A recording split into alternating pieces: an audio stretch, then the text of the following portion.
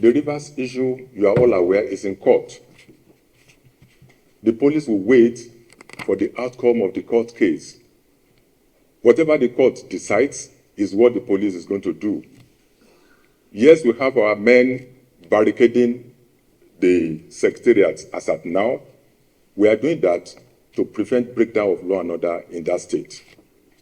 You are all aware that in what happened 2-3 days ago, we lost a police inspector. We are sad about that. We don't want to lose more men. We don't want to lose more Nigerians. We don't want to lose more citizens of Rivers State.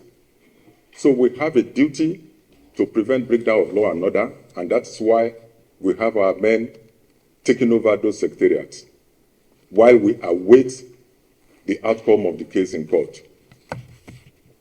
So immediately the court makes the pronouncement, we will vacate the secretariat.